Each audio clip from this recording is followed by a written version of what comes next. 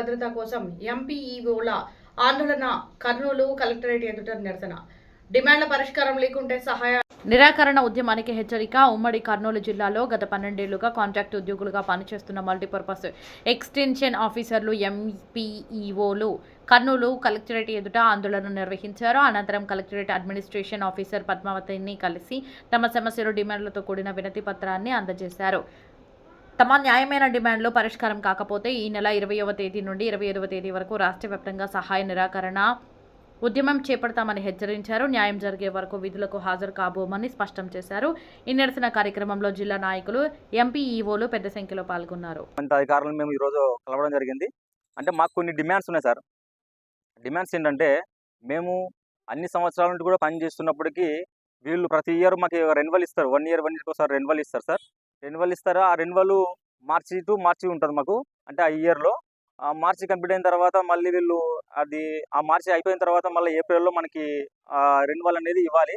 కాకపోతే వీళ్ళు ఏం చేస్తున్నారంటే, అదే ప్రతి ఇయర్ గత 5-6 ఇయర్స్ నుంచి కూడా అది ఒక 6 మంత్స్ 7 మంత్స్ లేట్ అయ్యేసి, అంటే మా దౌర్భాగ్యం ఏంటంటే, ఇయర్లో ఎంప్లాయ్ అనే వ్యక్తికి మంత్లీ శాలరీ వస్తుంది. మాకు ఇయర్కి 3 సార్లు వస్తుంది సార్. ఎట్లా వస్తుంది అంటే, అది ఆగస్టుకి, అంటే మార్చి నుండి ఆగస్టు సెప్టెంబర్కి ఒకసారి ఇస్తారు. తర్వాత ఆ 3 నెలలు నవంబరు డిసెంబర్లో ఒకసారి ఇస్తారు. మళ్ళీ మార్చికి ఇచ్చేసి ఇంక అయిపోయింది చెప్పి మాకు ఆల్రెడీ 1 ఇయర్ కంప్లీట్ అయిపోతుంది. ఈ విధంగా జరుగుతుంది. అంటే మేమేమంటామంటే, ఆ ఇచ్చిన జీతమైనా కూడా, అంటే గత 5 సంవత్సరాలు, అంటే 5-6 సంవత్సరాల కింద నుంచి కూడా ఆ ఇచ్చిన జీతం కూడా ఏ రోజు మంత్లీ మాకు శాలరీ ఇచ్చిన దాఖలాలు లేవు. అంటే ఇంకోటి కూడా సార్, మమ్మల్ని 2014లో ఇప్పుడున్నటువంటి ప్రభుత్వమే మమ్మల్ని నియమించారు. మేము అప్పుడున్నటువంటి రాష్ట్ర వ్యవసాయ శాఖ మంత్రికి అంటే లాస్ట్ మేము లెటర్ వచ్చేసి మన సోమిరెడ్డి వెంకటేశ్వర సార్కి ఇక్కడ ఇచ్చేసాం. చంద్రమోహన్ రెడ్డి సార్కి ఇచ్చినాం. మేము కూడా నంద్యాలలో కూడా మేము ఇచ్చేసాము. అంటే ఫైనల్గా ఏంటంటే, సరే మీదంతా అయిపోయింది, మీరు మంచి వర్క్ చేస్తున్నారని చెప్పేసి ఆల్రెడీ అప్పుడు కూడా గవర్నమెంట్లో అప్పుడు సీఎం చంద్రబాబు నాయుడు సార్ మమ్మల్ని అప్రిషియేట్ చేసినారు సార్. ఏంటంటే నైట్ కూడా మేము వర్క్ చేసిన దాఖలాలు ఉన్నాయి. అంటే సాయిల్ హెల్త్ కార్డ్స్ కానీ, లేదంటే డిపార్ట్మెంట్ ఆఫ్ ఇన్సూరెన్స్ కానీ, ఇన్పుట్ సబ్సిడీ కానీ, ఇలా రాష్ట్ర ప్రభుత్వం వ్యవసాయ శాఖలో అప్పుడు ఏం పనులు చెప్తే కూడా పనులు చేసినాము. అప్పుడే సీఎం సార్ మమ్మల్ని మెచ్చుకున్నాడు, మీరు బాగా వర్క్ చేస్తున్నారు, అసలు నైట్ టైంలో కూడా మీ ప్రోగ్రెస్ చూస్తున్నాం అని చెప్పేసి అప్పుడున్నటువంటి కమిషనర్స్ కానీ, ఆ ప్రిన్సిపల్ సెక్రటరీస్ కూడా మమ్మల్ని అందరినీ కూడా అప్రిషియేట్ చేశారు అప్పట్లోన.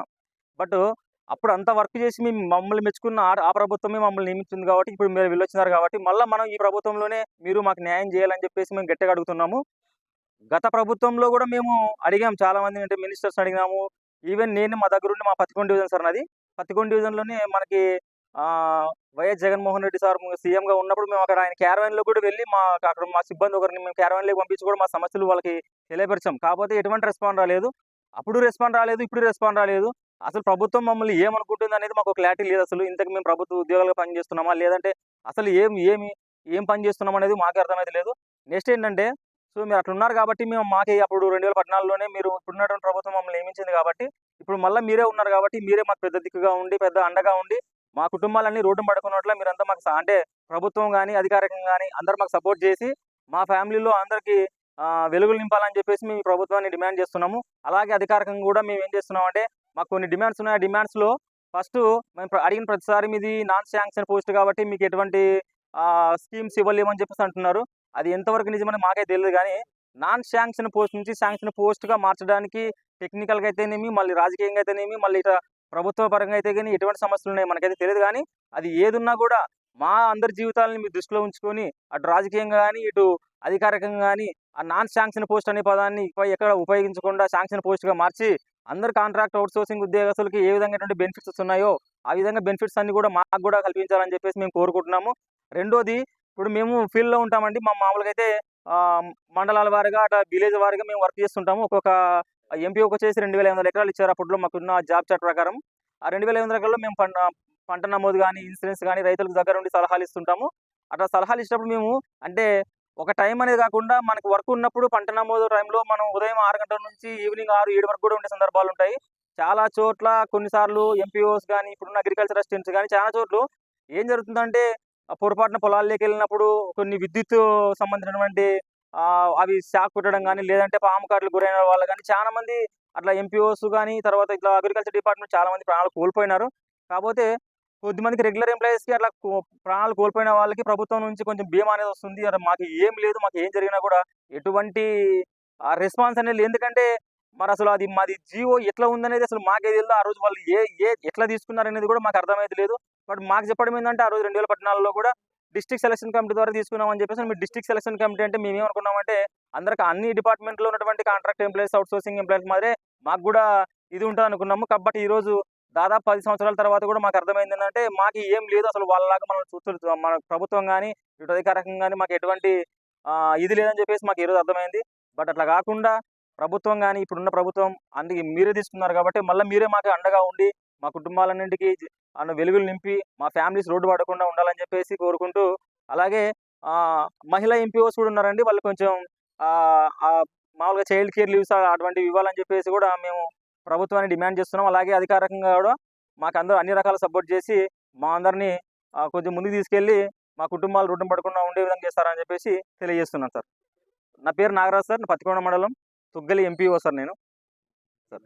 హాజరైనటువంటి మా ఎంపీ వాళ్ళందరికీ నమస్కారం. నా పేరు బసవరాజు అండి. నేను ఎంపీఓస్ స్టేట్ ప్రెసిడెంట్ని. నిన్ననే మన వ్యవసాయ శాఖ డైరెక్టర్ ఆఫ్ కమిషనర్ సార్ గారికి మేము మా వినతి పత్రం ఇచ్చినాము పెన్ డౌన్ చేయడానికి. అదేవిధంగా మా డిమాండ్స్, ముఖ్యమైన డిమాండ్స్ కొన్ని ఉన్నాయి. గత 12 సంవత్సరాల నుండి 2014 నుండి ఈ రోజు వరకు ఆ రోజు ఏది ఉందో జీతమో ఇప్పటి వరకు ఏం మనకి పెంచింది ఏం లేదు. ప్రతి సంవత్సరము రెన్యువల్ తీసుకోవడము ఉండడము. కాబట్టి మనం రాష్ట్రం మొత్తం మీద మా సమస్యను పరిష్కారం కోసము ఒక నిర్ణయం తీసుకున్నాం. అందులో భాగంగానే రేపు సోమవారం తర్వాత 25వ తారీఖు నుండి నెక్స్ట్ 20 నుండి 25వ తారీఖు వరకు ఒక సహాయ నిరాకరణ కోసం మనం ప్రకటించినాం. అందులో భాగంగా ఈరోజు కర్నూలు జిల్లా మన డిఏఓ గారిని కలవడానికి వచ్చినాం. మేడం గారు లేకపోవడం వల్ల సూపరింటెండెంట్ మేడం గారికి కూడా మేము వినతి పత్రం ఇవ్వడం జరిగింది. సోమవారం నుండి మన వాళ్ళందరం కూడా ఎవరు కూడా మన విధులకు హాజరు కాకుండా మన డిమాండ్స్ నెరవేరేంత వరకు మేము ఎవరు కూడా ఆఫీసులు కానీ మన పనులు కూడా ఎవరు చేయకూడదని రాష్ట్ర సంఘం ద్వారా పిలుపునివ్వడం జరిగింది. నా పేరు బసవరాజు అండి, state president of MPO. Kurnool sub డివిజన్లో వర్క్ చేస్తున్నాను ఎంపీఓగా. ప్రస్తుతం మేము ఈ సమ్మె ఎందుకు చేస్తున్నాము అంటే, మెయిన్ వచ్చేసి సమాన పనికి సమాన వేతనం అనేది కల్పించడం లేదు. గత 12 సంవత్సరాల నుంచి మేము 12,000 జీతంతోనే చేస్తూ ఉన్నాము. ప్రస్తుతం ఉన్న నిత్యావసరాలు కూడా ఆ జీతంతో మేము ఇల్లు పోయే స్థితిలో ఉన్నాము. పిల్లలు కానీ ఇల్లు గడవని స్థితిలో ఉన్నాము. సో మాకు సమాన పనికి సమాన వేతనం కల్పించాలని కోరుతున్నాము. రెండోది వచ్చేసి, ఈ ఎంపీ పోస్ట్లో 70% వరకు అంతా అమ్మాయిలమే ఉన్నాము. సో మాకు చైల్డ్ కేర్ లీవ్స్ ఇవ్వాలని చెప్పేసి కోరుకుంటున్నాము. నా పేరు శృతి, కర్నూలు సబ్ డివిజన్లో వర్క్ చేస్తున్నాను.